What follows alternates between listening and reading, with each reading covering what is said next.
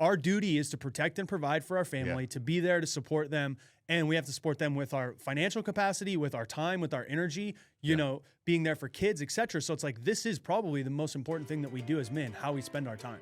And the way that we allocate our time, I like to say the time investments that we make determine the life that we live. Ask at livebearded.com. Not ask. What you don't understand is the spot opened up literally next door. That's a big freaking win for the company because we started this show Spencer and Anthony. It's crazy how loyal you guys were thirsty for some one of the encouraging men to be the best version. Ask us anything. Welcome to the Beardsmen. That is a good question. You know, you got 14 hours, let's say, a little bit burnt out, unmotivated. Week, not their birthday. I gotta extend it. Welcome to the Beardsmen, the show where we talk, mock, and never walk away from the conversation. I am here with the founders of Live Bearded, a.k.a. the Beardsmen, Spencer and Anthony. Yo, what's up, guys? I'm Spence. My name is Mink, and we started this podcast for one simple reason. As the founders of Live Bearded, we love connecting with our community. It's the favorite thing it's our favorite thing that we have done. It is. If I can talk. It's the over favorite. the last 8 years, right? It is, 100%. Yeah, so we started this podcast really just to chop it up, have a conversation about the experience of being a man in the world today. Words Being are hard. a world and a man. The world Through the and world the and the man. I feel like I've been watching too much Joe Biden. If you look In over, that case, just hit the applause button and everyone's going crazy. if you look over there, I rode that car up the mountain, and there was an ice cream shop, and there. And, we love you, Joe. Thank you. Oh, Bye. God. We talk, mock, and never walk away from the conversation. That's right, guys. This podcast, look, this isn't Ask Us Anything. Whether it's apparently politics, Joe Biden, we're talking health, wellness, fitness, behind the scenes, Live Bearded stuff. Literally ask us anything, and we're gonna give you our opinion on it. So if you're listening right now and you want to submit a question, JR, how can they get those to us? Best way to ask us a question is to comment them in the video or email us at ask@livebearded.com, and you may be featured on the podcast. That's right. Just like these people we're about to feature. So you guys are matching today? I was We gonna are. say, JR, you look really good today. I was right? going to say, you also look What is really your good secret? today. Yeah. You know what? There's this company called Live Bearded that teaches me to take care of myself. Damn, I love it. So I Shameless gotta plug. ask, JR, typically every week you have a nice, bright, loud, flowery, Flamingo-y, something festive. Yeah. What inspired the change? You just haven't done the laundry in the last 4 weeks? The bottom or- of the barrel. He's like the back of the closet. Exactly. No, I went through my whole wardrobe of crazy shirts. I gotta go on Amazon and find some more. Yeah. Or hit up. I rotate him back through. You know, you can rotate them back. You can Start rotate over? them back in, yeah. Yeah, I could. Yeah. Everyone, what's your favorite shirt that I've worn so far? Today I'm sporting a nice Live Bearded. That's right. It is weird to see him without the party shirt going on. You know. I'm sorry to I let you hope down. the energy needs to still be elevated to the levels of the party shirt. Energy's there. Okay. All right. Okay. How's dad life, bro? Dude, that life's great. What are you, like 2 weeks in, 3 weeks in? 4 weeks in. 4 weeks Sunday. Oh, shit. Okay. 'cause It's the honestly like it 31st. could be 2, it could be 3, it could be 6. It is just kind of a blur. It's like they start to kind of blend in together. But Happy 1 month anniversary. dude, he's a stud. Yeah, it's cool. He's starting to sleep. As joking, I was like, dude, he got 4.5 hours straight. It felt like forever. I'm like, You're so woke up at excited. 2 a.m. Like, he got 4.5 hours. Should I get up? Like, I feel great because the first couple of months it's like 2 hours here, an hour and a half there, 3 hours there. 4.5 was solid. But yeah, he's good, man. Mama's good, baby's good. Your body Bad is life. acclimated to the loss of It is sleep. amazing how the body can adapt, right? You think about acclimating to staying up later, waking up earlier. After you get kind of into that repetition through a few weeks, new habits are formed, and Yeah. the body just kind of acclimates. Yeah. Yeah, I've been a little bit frustrated with myself because coming back from Australia, my sleep habits have not been great. Not as early. No, man, I was like, I could not go to bed early, and then I could not wake up early, and I was getting fucking pissed. Yeah, how do you deal with that jet lag? So now I feel like go I back just to Australia. No matter. All right, guys, I'm out. See you guys. You don't got to tell me twice.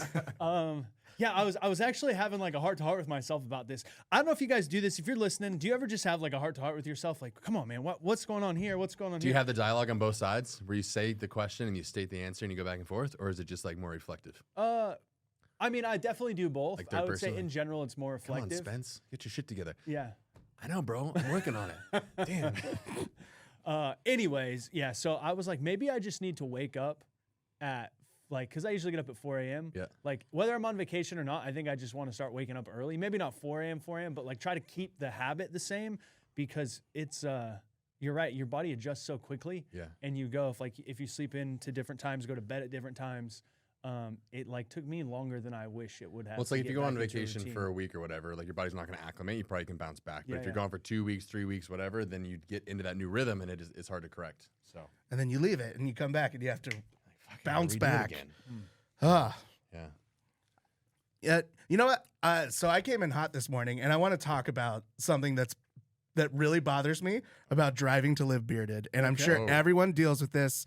Okay, Morning commute. the morning, yes, it's exactly the morning commute. My plan was to come in at like 8 a.m. today, like get to the office at 8 a.m. and just like do, just get things ready, Yep. be a little bit more prepared. And for whatever reason, whatever time I leave my house, I can only get here like 5 minutes before. Because the earlier I leave, the More more traffic. cars. Yeah. And so traffic just is slow from my house. If I leave at 8 a.m., I will get here at 8:58. And it only takes me like 18 minutes to go from my house to here With no without traffic. any traffic. If I leave my house at 8:50, I still get here at like 9:02 or something like that. It's like, Yeah, you got to optimize that window. It does make sense if people are trying to rush in, and it's like you leave an hour early to sit in traffic or stay home. Yeah. And get here at the same but time. if I leave at Or- 7:30, I get here at like 7:50, which is like crazy early. you stay up super late. I do You stay said up you were super like late. looking at something like 2 a.m. last night. Is that normal? Oh yeah. Yeah. I sleep good. But Yeah. like, I need Stay like late. 4 or 5 hours. I stay up Yeah. late, I work, I do other This stuff. is totally not relevant to the audience listening, but No. speaking of next week, we're going to start the podcast at 10. We're gonna start They at were 10. saying We're going to start Yeah, we're changing. pushing We're back. going to push it back to 10 because I'm changing my schedule up. So I'm going to start working at 5 a.m. I'm going to wake up and just like start working at my house from 5 a.m. to 8 a.m. And then I'm going to go to the gym from 8 a.m. to 10. And then I'm going to come here. That is Trying to wonderful news. re-optimize. I, I don't need to fight the morning traffic to get here 3 minutes earlier than I normally do. Oh, that's great. Yeah. So I was going to ask you if you wanted to do it, but it sounds like you're already in. Oh, I'm in. I'm in. So- All in. Yeah. I feel like it is really important, though. I mean, we were talking about this last week, time, efficiencies, how we use it, like the wasted space that happens. I literally just posted a picture on Instagram today, and the caption was "Time waits for no man." Like you have to don't count the days, make every day count. And I'm definitely going through this, and we've been talking about it Yeah. behind the scenes, but I feel like the more obligations we have as a man, whether it's family, business, career, whatever, the more ruthless we have to be with what we give our time and attention 100%. to. It's super cliche, but everybody has the same amount of time. But some people are fucking multi-billionaires like Elon Musk and Jeff Bezos, and other people are homeless. And we all have the same amount of time. Now, obviously, we're all dealt different hands. We got different, circumstances, situations, etc. But at the end of the day, the one resource that is finite, that everybody is limited to, is the same amount of time. And ultimately, how we invest that time is going to determine what we can reap in terms of like 100%. the rewards. Yeah, having a kid has brought that like front and center, right? We've been chatting about this a lot. It's like I'm now having a kid that I am responsible for, and I want to be a very intentional, present father, which means if I'm saying yes to that, I have to say no to something else. Yeah. And so for me, hyper focus on efficiencies. If I can eliminate a commute, so I'm building a home gym, if I can eliminate 30 minutes of back and forth, I just bought 30 minutes back in my day by working out of the house instead of going to the gym. Being like ruthless to these every little 5 minutes, 10 minutes, 15 minutes, because they stack up over time to create that space to say yes to the prioritization of things, right? Yeah. And so Yeah. super focused on that. Turning this into like a little bit of a value add for the audience, guys, I do think how we focus our time is the most important thing we do. And there's this guy I really love. His name's Naval Ravikant, and he's the first person that I've ever heard say this. And he said, like poor people ruthlessly spend their time to save money, and wealthy people ruthlessly spend their money to save time. And then he said, you should assign yourself an hourly rate. So if you make $50, $100, $1,000, $10,000 an hour, whatever it is, based on where you're at in your business career or in your job set. And if you let's just say for simple terms, you make $50 an hour. But if you're spending your time doing tasks that are $25 an hour tasks, you're losing $25 an hour. And you could hire someone to do that $25 an hour task, save that $25 an hour, and go work at your full rate of $50 an hour. Yep. And you actually are better off from the standpoint of productivity. Yes. It'd be a net zero instead of a net loss. And I think, it's interesting. Like I was talking to a friend recently, and she was telling me like, oh, like I'm gonna go do like the lawn, and I was like, well, why are you doing the lawn? First off, like you do very well. Why would you waste your time doing that? She's like, oh, I just love it, and I was like, okay, that's fine, but like you spent an entire day doing the yard. Like, don't you think you could spend that time doing, you know? And it's just so some people get attached to this idea of like, oh, I can do it myself. I'm a man, or I know what to do, or I take pride in this. And it's like, yeah, sometimes that's great, but also sometimes you're just wasting the resource that you have and that you could direct in other areas. Yeah. And that equation works really well if you're directing it in other areas, right? If you're going to outsource and then pay someone to do something, but then sit on the couch and watch Netflix, well, then you're essentially paying them so you can sit and watch, which if you're resting and recovering, maybe that's valuable, but that works if you trade your time to then put towards actually executing on higher level things. Yeah, we're getting long-winded on this topic, but after I read that book, it's called The Almanac of Naval Ravikant, and he talks about this. I came home and I did two things. One, I decided like I'm not gonna cook anymore. Because as a single dude, like I go to the grocery store, I cook, I clean, I do the whole shit. It's like multiple hours a week, and it costs damn near the same amount of money to just go out every night and buy myself dinner as a single dude. So I literally stopped cooking and I eat out every night. Oh, and you factor in the time, the money, the worth of your time. Exactly. The worth of my, so the time to go to the grocery store, shop, the food that I buy, the stuff that I end up throwing out because I'm a single dude and I eat out once or twice because I'm going on you know, out with friends or whatever. Like just the whole thing, I ran the equation and I was like, it's going to cost me marginally more to eat out every night, but I save all of the time. And then I hired a cleaner to do all of my laundry, clean my house, do all my shit, and I stopped doing anything. So like on Sundays, I used to wake up, do all my laundry, wash my bedding, do my chores, you know, go grocery shopping, come home, meal prep, and I would spend most of the day. 5 to 6 hours on Sundays. And then by the time, you know, it's like the afternoon, I'm like, okay, now I can rest before the week. Now I don't do any of that shit. And like, I can just spend my time on Sunday chilling and getting ready for the week because I have such an intense schedule throughout the week. Just that one change, I mean, you know, maybe cost me an extra like $300 to $500 a week. Yep. But just that alone, that the value of my time and the energy that I get back, it is priceless in a lot of ways. And sometimes we don't think about these things just because A, someone's never told us about it, or B, we've never thought that it's possible. But if you run the equation, I think it could be very valuable. Yeah, for sure. Absolutely. All right, I'm done with my tangent.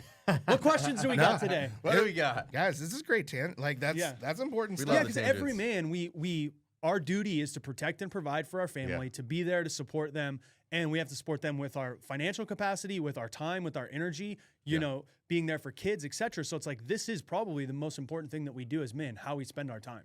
And the way that we allocate our time, I like to say the time investments that we make determine the life that we live. 100%. Boom. Keep it 100, bro. I always keep it 150.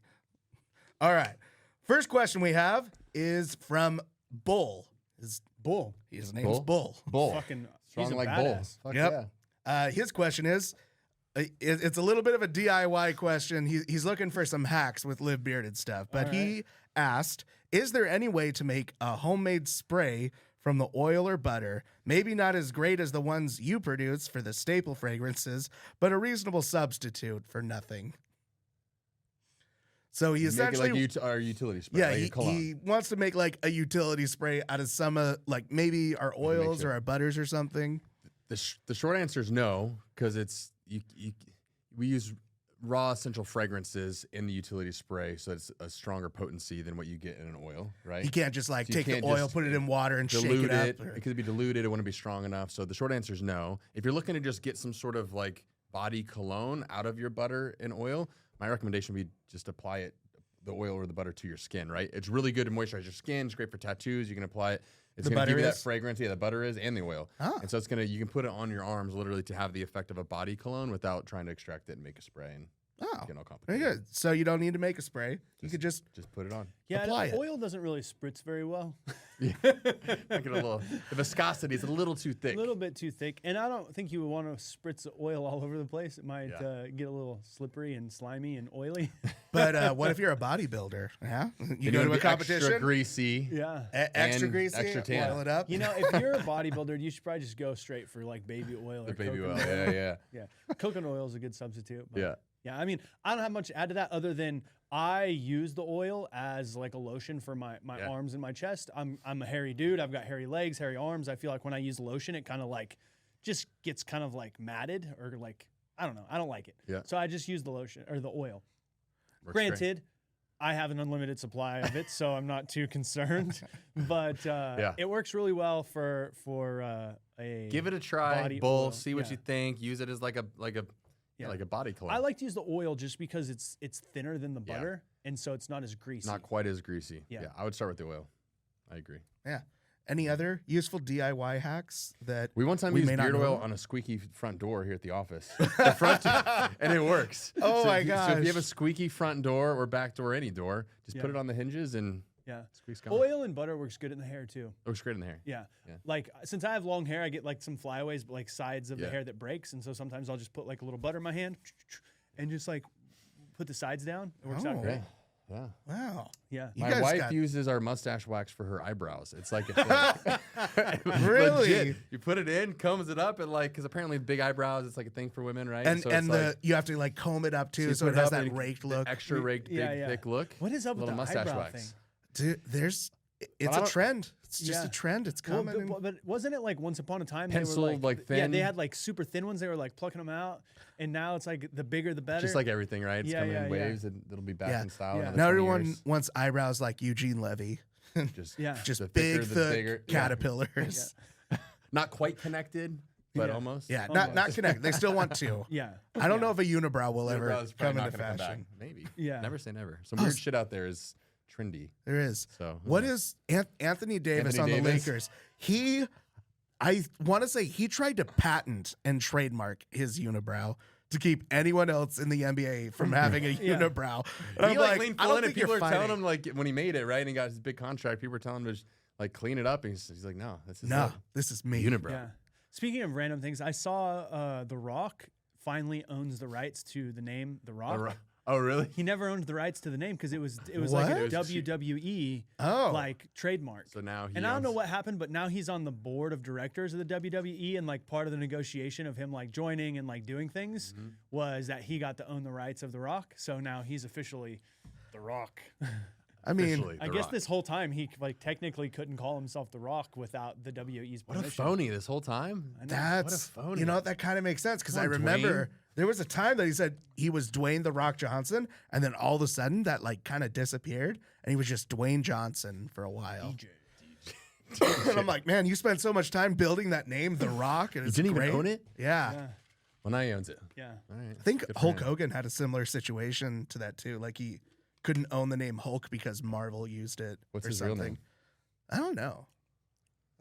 What is Hulk Hogan's real name? Yeah, no idea. Dang it! Now I have to look it up. I was trying to buy mink.com and someone owns it. I don't know. It's probably really, really expensive. But Four-letter word. Yeah. One day I'm like, mink.com. Mink.com. It's fucking great. Yeah, it makes sense. I need to get it. It's someone who has a mink farm and makes I mink know, coats.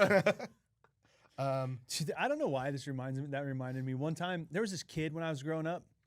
His name was Sean Bunting. I probably shouldn't say his name on the podcast, but whatever. Sean, if you're out there, I love you, bro. But this dude was a fucking asshole to me.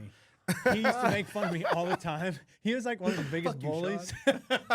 I love you, bro, but fuck you. No. And one day he like was talking to a bunch of people in the back of the bus, because I was like, I had to ride like the bus to school. It was like a 45-minute drive or whatever. And he's like, yeah, guys, I'm going mink hunting this weekend. He said it really loud so I could hear him. Yeah. He was like, a few years older than me. And I was like, Dad, he said he was going to go mink hunting this weekend. On mink hunting. Yeah. Fucking Sean. Hulk Hogan's real name is not what I expected. Not at all. Yeah, Wait, let's guess. Oh, you already know. I mean, see you Yeah, later. he could see it. Well, James. No, James is a pretty strong John. male name. No, Too strong. Oh, yeah, too strong. Let's soften the Ashley. name up. Get it Too closer. soft, too soft, but closer, much closer. His name is Terry Gene Bollea. Bollea. Terry. Terry. Nope. His name's Hulk Hogan. His Hulk Yeah, Hogan. his name is Hulk Hogan. His name's Hulk Hogan. Everyone. Yeah, great. Let's go to the next question. Let's do it. Question number 2. Yeah, question number 2 is from Chuck. Chuck asked, should I use conditioner every day so the brush doesn't damage the beard? Thanks. And then he signed off with his name there. Now, this brings up an interesting thing why I wanted to bring this question up. Should you not use your brush every day on your beard? Like, does that damage your beard? No. So you should. I mean, would you not comb your hair every day? I I mean, you can put a hat on, so maybe don't yeah. answer that. If you were trying to style your hair, would you not comb your hair every day? Same thing. yeah. You know, we do have our combs are anti-static and wood, so it's not gonna you don't want it to catch and rip out, but there's no harm in combing your beard. Okay. Yeah. So that's a strange question, Kind of a strange then, right? question. Okay, Kind of a so strange question. I thought there might have been something unique hidden in there, but I was wrong. Just don't overcomplicate it. Use products if you're going to go out. If you're going to be out in public, you want to look respectable, take care of yourself. Yep. And comb it up, wash it up. Yeah, oil here it at up. Live Bearded, we don't want to overcomplicate things, but comb your beard before you walk out the door so it's not spraying out. Right? Take 5 minutes to throw some product in and comb it out and make sure it looks presentable and smells good, it's clean. Yeah. Pretty straightforward. But Would you yes, recommend using conditioner every day, like using the beard Yeah, conditioner? you definitely can. It's all natural. It's good for you. It's good to condition. A lot of guys will actually condition daily and wash like every 3 days because washing will kind of strip the oils out. Conditioner puts the conditioning back in. Ours is natural, so you can do it every day without damaging. But Okay, that's good to know. so that's maybe helpful. But Yeah. I would condition every day for sure. And it also depends like how long is your beard, how sweaty are you getting. Takes a little common sense there. I get super sweaty at the gym every day, so it's like I'm gonna wash my beard. Clean it, Dude, make you sure it get gets- sweaty just standing around. I'm sweating right now. I know. The lights are bright. No, I'm We just do our Monday morning meeting, and I'm just like, Spence is already like kind of sweating. I don't know He's what it just- is, but I've just always been a sweaty kid, and I don't know if it's just like a I don't think it's a hyperactive thyroid or anything. Nothing medically wrong, What's but your- like have you ever just tested your body? I mean, obviously you test your body BMIs. temperature. Yeah, body. Yeah, Like, my 'cause- temp runs on the higher end, but Yeah. it's like high natural. yeah. So normal. my body temperature, I don't sweat that much at all, and Yeah. my body temperature is like 97. okay. Point like 8. I think 98.8 is the normal Yeah. temperature. 98.6. 98.6. Yeah. So mine is in the 97s, and I don't know if that has any relation to it, but it's always been a little bit low. I tested mine the other day because I was feeling a little under the weather and I wasn't feverish, and it was 98.4, so it was like right in the sweet spot. So I don't run super hot. It's like Yeah. I'm like 99 plus, but I'm a sweaty dude. You are. We got to bring 2 shirts for you whenever we Sometimes. film. Like when we filmed Beard Man. Oh, quick story. We shot Beard Man. If you guys have seen the video, and we were. And if you it was- haven't, you should definitely watch it. It was August in Arizona, which, mind you, it's living hell here in August. It's a little bit humid and 120 degrees. And so we literally were shooting out on the streets, and I had to bring 3 changes of Beardman shirts to get into my truck, turn the AC on blast to swap out and try to dry out because I'd sweat through it in like 2 minutes. So you think filming some of these videos we're doing now are tough? Imagine having to cut every 2 minutes to do a wardrobe change because I'm sweating through my shirt. Yeah. The nice Terrible. thing is you could just put the sweaty shirt on the hood, and That's it'll what I dry did. I in put 5 it on minutes. and dry off. It may have been more time effect. Do you think it would have been more efficient with your time talking about optimization Yep. to go to a colder place and like film it in Canada Definitely. in the summer? Definitely. Oh, Hey, good. we're learning, That was Learning. 2020. So we've learned a few things since then. Yeah, we've gotten a little faster with our filming faster too. with the filming. We've cranked out a lot of videos in a Yeah. day. Yeah, we're getting better. Doing better. That's it. Better every day. That's right. That's the goal. That's right. Yeah. Well, thanks for the Hopefully that question. answered your question. Yeah, Chuck, yeah, we definitely answered his question. All right. You can comb your beard every day. You can use conditioner every day. The wash might strip can the use oils. it every day, but Yeah, so Use the summing it conditioner up. if you do. Yeah, I mean they just heard. I don't need to repeat it for them. What am I doing? All right, third question. Ask myself that every day. What is JR doing? What is Jared doing? What am I doing? Tav asked me the same question too. What are you doing? Our last question is from Bo. Bo asked, if you're starting a product-based business, what are steps 1 and 2 to making it work? So you guys have a product-focused business that people can, e-commerce, they can even walk in to our place and buy it. Yep. Yeah. What are steps 1 and 2 to making a business like that work? I think step number 1 is identifying a problem that you want to solve, right? So a lot of people, I think, take the wrong approach, which is they just want to sell some shit because they want to make some money. And I think before you just pick a product to sell, you should really understand what problem you're trying to solve for the end consumer. At the end of the day, the only reason why someone buys a product is because they have a problem that they're trying to solve. For us, it's like they want a better looking beard. We don't often think of that as a problem per se, but someone needs a solution to something in their life. And so before you pick a product, I would try to figure out what are some problems that you can relate to, that you know how to solve, that you have an affinity towards or are interested in. You know, and when you see a variety of different examples of this in entrepreneurs, some people, they have a personal health issue or a struggle because of something not fitting them or whatever. And so they're trying to solve their own personal problem. And then by going through that process, they uncover that other people have the same problem, right? That's one way to do it.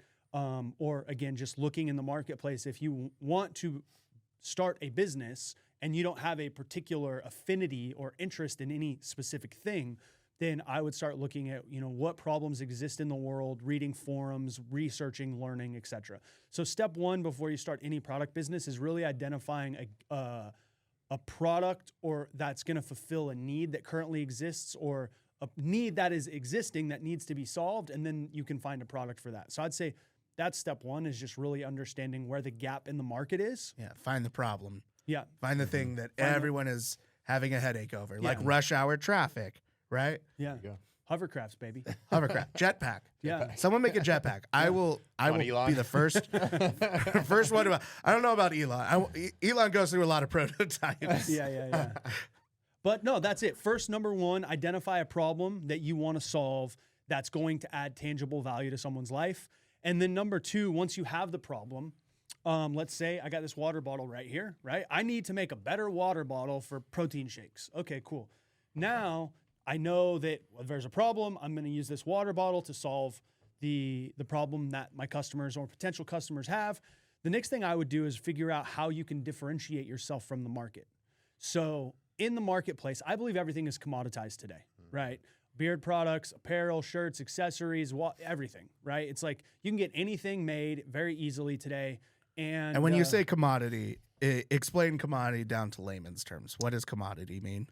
You can get a variation of everything on Amazon, right? So like there is an endless amount of competitors Endless for water options. bottles, sunglasses, apparel, accessories, like anything that you want to buy. I say it's commoditized because I mean there's 100 other options and you're trying to stand out in a very busy marketplace. Gotcha. It's a if you product will. that you can go and find multiple other options from other brands, every price point. It's not like you're the one off you invented and have trademarked to this one product that no one else could knock off, model, duplicate, copy. Yeah, et it's cetera. not like you have a patent to something. unique. Exactly. yeah. Yeah. Your product inherently isn't unique. And most people make the mistake of falling in love with their product and thinking like, oh, my product is better than everybody else's. It's like, no, it's not. And even if it is, no one fucking cares. What they care about is does it speak to them in a way that is relatable? So I'll give you an example with Live Bearded. So Spencer and I started Live Bearded. Spence was growing out his beard November 2015. I had marketing chops. I'd been running an online marketing business for 5 years. Spence was like, hey, bro, have you ever thought about selling beard products? I said, no. He said, it's pretty trendy right now. Like, we should look into it. I did some quick research and we bought a product, tested it. It took off. We did pretty well in the beginning. So once we got some initial traction, we sat down and said, okay, if we're going to go all in on this idea of Live Bearded, how are we going to position ourselves in the marketplace that's different from anybody else so we can have our own unique stance, if you will, our own unique selling proposition, right? Yeah. And so at the time, there was really only two main competitors. There was Beard Brand and there was the Dollar Beard Club before they had to change their name because they got sued.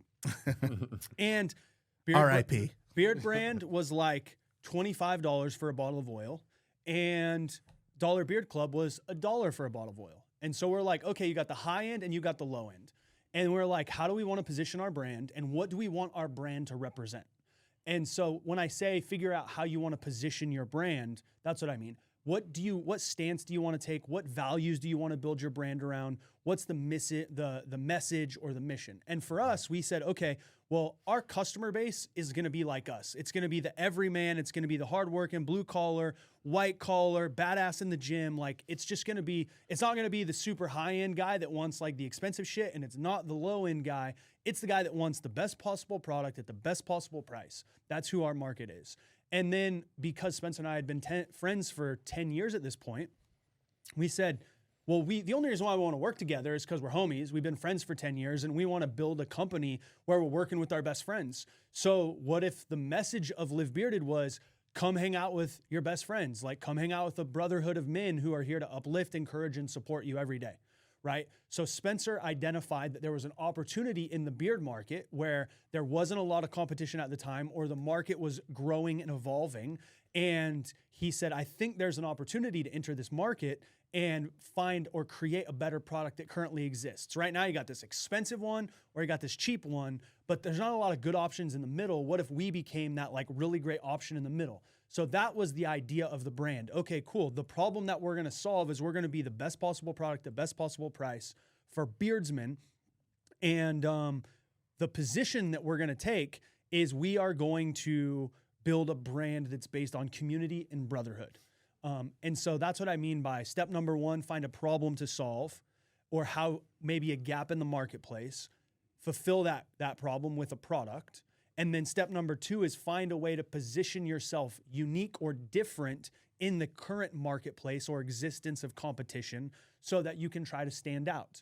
Another great example of this is Black Rifle Coffee. I think maybe one of the best examples in the last 10 years, right? Coffee is the most commoditized fucking product on the planet to some degree, right? There's endless, probably tens of thousands, if not hundreds of thousands of coffee brands in the United States, if not for sure globally, right? And so here's a company that came out and they said, we're going to be Black Rifle Coffee Company, and fuck you. If you don't like who we are, if you don't like guns, fucking America, guns blazing, fucking all the things, right? Didn't hold back. Did not hold back. And that was their position in the market. So they said, hey, coffee is a commodity, but everybody loves it. And we love coffee. We're going to create the best possible coffee we can at the best possible price. So they really weren't solving a unique problem that's any different than anybody else was. But they believed in their product. They loved the product. But what they did amazing was positioning. Here's who the fuck we are. We're Black Rifle. And I just remember one of the videos, and it was Matt Best, and he goes, some people say I cuss too much. I say, fuck you, right? And then it was just like this funny spoof video. And the point is, like, they knew exactly who they were, what they stood for, and what they stood against. And oftentimes, there's this idea in marketing, if you're for everybody, you're for nobody. The best thing you can do is have 50% of people hate you and 50% of people love you. And I know that's divisive, and you don't do it deliberately. You don't deliberately try to make people hate you, but what you do is say, this is who I am, this is who we are for, and this is who we are against, right? So one of the things that we really believe in is made in America. And so we make all of our grooming products in the USA. And we very happily and very intentionally tell people, because when we've surveyed our audience, and a lot of you guys listening, you know this, you've got our surveys before, what's one of the number one reasons why you buy Live Bearded? The number one reason is always quality. That's why we got 60,000 five-star reviews. The number two reason is always made in America. And we've got a lot of veterans, police, military, firefighters, and a lot of good old fucking patriots that support this country that we support. And it's because we've been very intentional with made in America, hire as many people here locally as we can, build jobs, build careers, do this thing. And so you got to find out what you believe in and what problem you want to solve, and weave those two together in a way that's unique and different to you. And then if you're going to start a business, I would be remiss if I didn't tell you this. It'll be the toughest fucking thing you've done. It'll challenge you. It's harder than you believe it's going to be. It'll take longer than you think it's going to take. And I was at a mastermind group recently. I got asked to speak at it, and a guy raised his hand and he asked me almost the exact same question. He said, what's the quickest way to start an e-commerce business today? How can I make money the fastest? Is it drop shipping? Is it this or is it that? Feels like the wrong question. And I said to you, I'm like, bro, I'm not trying to pick on you. Like, you seem like a sweetheart, but like, I'm just gonna be real with you right now. That's the wrong question. If you're trying to get rich quick, if you're trying to make something happen fast, I said all of my biggest mistakes came from short-term thinking. All of the money, the investments, the time, the energy, all my biggest losses came when I was trying to do something quick, easy, fast, or short. And business is a very, very difficult endeavor. There's a lot of competition. It's cutthroat. It's 24 hours, 365 in a lot of ways, especially if you're selling online. And I just believe it'll be one of the hardest things you do. And if you're going to commit to it, and one of my mentors, a guy by the name of Patrick Bet-David, Spencer and I are in a coaching program with him. We get to talk to him every month. He said, choosing to be an entrepreneur is choosing psychological torture. because there's always something that can go wrong. There's always external circumstances that we don't have any control over.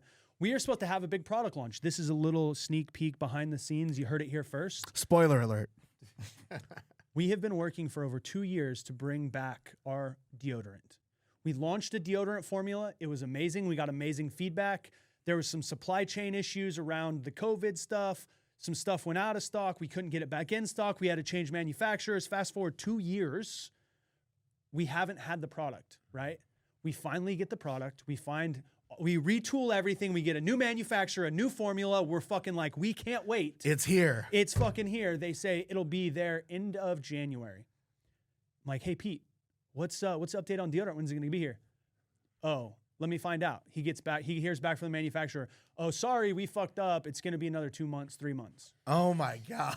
So we're like, there's nothing we could do. It's always something. We built a whole marketing calendar around launching this. We're getting hyped up about it. It's a new product back. Our customers been asking for it for years. Yeah.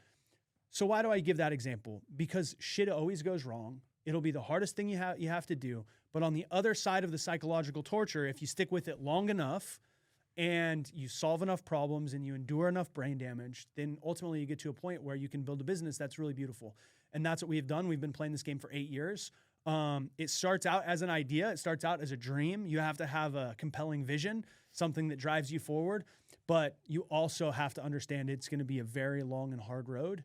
And I wish someone would have told me that when I was getting started, because I spent a lot of time thinking that I was doing it wrong because it was so hard and it was so slow. And then you hear these glamour stories of people getting rich overnight and, from 0 to 10 million or 100 million or whatever. And it's like, what am I doing wrong? And you get to where we're at today and you reflect back and you're like, wow, we weren't doing anything wrong. We were actually doing it right. Just needed more time. It just needed more time. And it's the perspective oftentimes that we take that's incorrect. So find a problem that you can solve, figure out how to position that product in a way that's unique and different to you with values that people that you believe in and that a marketplace believes in, and then just commit to the long-term, constant and never-ending improvement approach, because it's going to take a long time. But if you see it through, ultimately on the other side of the challenges and the risk comes opportunity. Yeah. I think that's spot on. I was going to say the same thing in probably a few less words, but it's super spot on. And that applies to any business, not just physical products. The only thing I want to add to that, because the question was on products, we've made this mistake time and time again. Don't overcommit to falling in love with your product and investing a lot of time, resource, and capital into getting a lot of inventory in until the product's proven, right? So if this guy's thinking about starting a physical product business, when we started Live Bearded, we didn't commit to tens of thousands or hundreds of thousands of dollars worth of inventory because we didn't have proof of concept. We started very, very small, MOQs as low as we can, minimum order quantities, get a handful, pay more per unit for them just to prove and test the market, test your positioning, tweak, iterate, right? Have your prototypes, improve on it until you really have established that it's effective in the marketplace and you have customers that love it. Then you can roll and scale. But one of the things we've fallen guilty, and a lot of business owners do, and entrepreneurs, is they fall in love with their product. They say, we're gonna go to the moon, this is gonna crush, people are gonna love this. And then they commit a bunch of cash into inventory and they can't sell it or move it. And then they have to pivot. They've got to figure out how to get rid of it. So I just want to say, if you're considering getting into physical products, do prototypes, pay a little more per unit. Don't overextend yourself to get a bunch of inventory expecting the sales to come, because it's going to be a grind and there's going to be iterations. You're going to want to improve it over time, and then you can scale. Yeah, the very first PO we ever made was 500 units, and we said, let's see if we can sell them. And we sold them really quick, and then we said, okay, let's order 5,000. We sold the first 500 really easily, and I had a lot of marketing experience, so I knew what I was doing in the beginning. The other thing I'd add to that too is I love talking about business. I could talk about this all day, every day. I think business. I feel like I'm getting a sermon right now. I want to hit the organ for you guys. Business is the game of life. In the world we live in today, everything that we use is sold from someone to someone for something. There's nothing in the modern world that is not part of the commerce experience. So commerce is the game of life. Sometimes your customers will tell you what they want, and then they won't buy it. And so this is where this makes the whole product game even more difficult. And, just using us as an example, if you guys listen to this podcast and you ask us business questions, you're going to get behind the scenes things. We spent years, 3-4 years, developing a body care line of product that is fucking phenomenal. World class. Best in the market. And maybe we overdeveloped. Overdeveloped. We probably created formulas that were too good because the price point is high, because the ingredients and what we made is fantastic. And everybody we serve at our audience are like, we want hair wash, shampoo, conditioner, body wash, deodorant. Like, we want all these things. So we ask our audience what they want. They tell us, and then we went and made it. And now, like, body wash doesn't sell as well as we thought that it would. And to Spencer's point, we bought a lot more inventory in the beginning than we need. And with our sales velocity, it's like, typically we try to have 5 months, 6 months of inventory. Yeah, like now we have 3 or 4 years of inventory on some stuff. So go buy some body wash, guys. And it's like, Guys, if you want a great deal on body care, Live Bearded has got it. yeah, I mean, this is just the real bullshit behind the scenes. It's like sometimes even other people will tell you what you want, and then you overcommit to things, and then you realize, oh, maybe they were just. It's easy to say I like it. It's another thing to take out your wallet and buy it, and so. It's a game. It's challenging. It's difficult. That's part of going back to you saying it's be the hardest thing you've ever fucking done. We've made this mistake, heavy financial mistake, 7 years into the business. Yeah. So it's not like we made that mistake. We actually did it right on the front end. And then it's like you get caught up. There's momentum. There's energy over expectations of forecasts. And it's like that's part of the process. Things change. Markets change. And it's like that's part of the beauty of business is you get to learn from it. You get to problem solve and figure it out and keep moving and tackle the next problem that comes up. Yeah. All right, that's all I got to say about that. That's amen. Amen. That's 3. Yeah, that is 3. And that is a great time for us to get into our Do Better Dude of the Week. Yeah, guys, if you're listening and you haven't heard before, we like to call out and feature a Do Better Dude of the Week, somebody out in the world just doing amazing things for his community. And we've got somebody I'm sure good. I actually got a sneak peek of the headline, and I'm a little confused, JR, at what we got going on. Oh. So I'm excited. Yeah. I mean, this is a very clickbaity title. I'm going to read it, and you will think one thing, or you're going to think of something, and then you're going to wonder, why is this a Do Better Dude segment? And then I'm going to explain it, and then it's going to get more confusing. You're going to have more questions, and then we're going to talk about the Do Better Dude at the end of this story and examine it and just be like, what kind of man is this? So here's the headline. I'll be sure to link it in the video description, so check it out there. But the headline is, woman divorces man after his traumatic brain injury, and now her husband helps her care for him. So what comes to mind with that headline, Mink? I kinda primed Spencer already with it. What comes to mind, though, for you guys with this? So she leaves her husband, who has a brain injury. Traumatic brain injury. Remarries, and then now her new husband is helping her support her ex. The first words that came to mind I probably shouldn't say out loud. Yeah, I'm going to censor myself on that one. Yeah, it sounds... It is a little... Sounds weird. Like, sounds... is this... Yeah, what? Yeah. Exactly. Right? She left her husband with What brain a- injury? What a... it's a And very... now she's back helping, and her new husband's helping Yeah. her help him? What the fuck? So let me... All right, JR's unpack it, like JR. setting us up This here. is like... I am. I'm pulling up the story now. Okay. So, Chris Armstrong and Brandon Smith met each other back in high school. They were 15 in high school, junior, it doesn't matter. They met when they were 15 and 16 years old. They were high school sweethearts. They get married. They're married for a couple years. Chris's husband, Brandon Smith, gets in a terrible car accident. Horrible. Okay. All right. He's left with permanent brain damage, and he's just unable to function. And Chris steps up as the wife and takes care of him. However, she realized that through that marriage that they had, she was unable to have a family with him. It wouldn't be something that was possible. So after about 5 years, Chris decides to get a divorce. However, she is still his primary caretaker because she loves Brandon so much that she didn't want to let him go. Because as far as she's concerned, she loves him forever. She's going to take care of him. So when she got divorced, to open herself up to a new marriage and have a family like she always wanted, so Chris finds a new man. His name is James.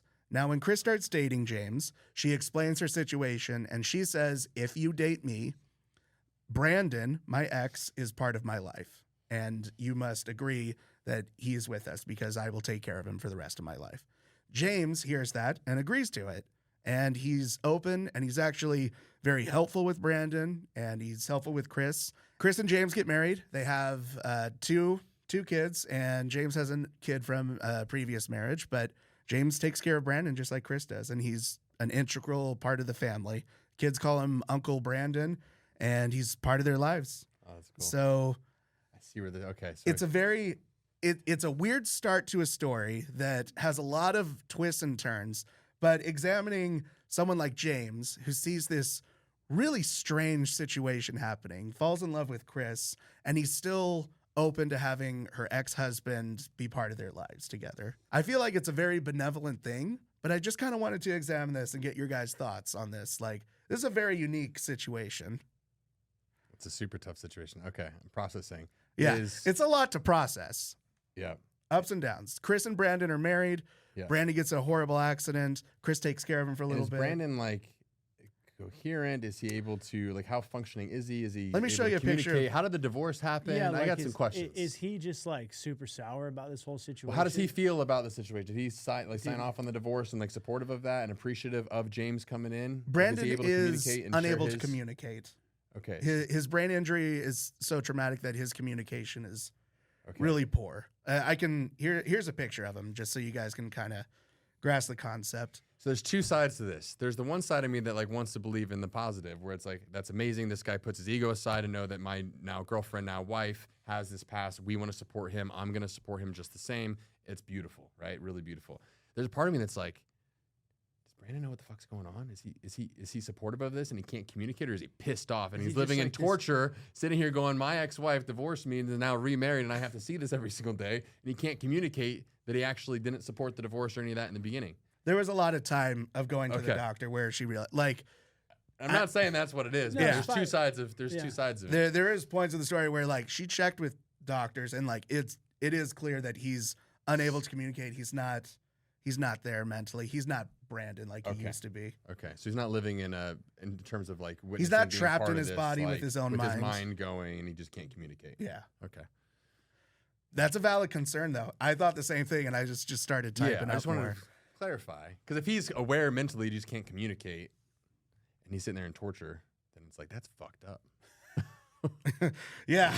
Poor It is. Poor bastard has to now live with his ex-wife, and James coming into his world. Anyways, if that's not the case, then it's positive, it's beautiful. No, I think it's cool. I mean, look, it's interesting when you meet people and they've got past, they've got previous kids and whatever. It's like, do you accept them and who they are in their lives and show up and maybe it's different than the story that you told yourself on who you wanted to meet and what you expected that to be. But if you trade that expectation for appreciation for that relationship, and that love and connection is strong enough to come in and accept that, and that's a beautiful thing. Yeah. And I think looking at it like that idea of like mixed families coming together, Yeah. like kids from different marriages coming together, it's kind of the same thing when you think about it. Brandon definitely. is a person from a previous marriage who is still part of her life, and James was open to that. He's like, yeah, I understand. My advice to that is, in this situation, this is obviously a very unique situation, but in any situation would be to fully go into it, not holding any resentment back at all, because any fraction of resentment towards that situation will just increase over time and just create a wedge that's going to be like unforgivable or have some sort of explosion down the road. So if James is, which it sounds like, is like fully, I'm all in 100% on you, you're important enough for me to accept this and go into it willing to support that genuinely, then yeah, that's a beautiful thing. Yeah. I agree. Interesting story. Super right? interesting. I thought you were going Jerry Springer on us I for know. a I minute. was like, where's Right? this Well, guys, thanks for hanging out with us today. Every week we like to get on here, talk, mock, but never walk away from the conversation. And if you have any questions, what do? You email us at ask@livebearded.com or comment in the video below. Yeah, we're here to just answer your guys' questions, talk about the experience of being a man in the world today, and have some fun along the way. So if you guys need anything, let us know. Until next time, Live bearded! Duh.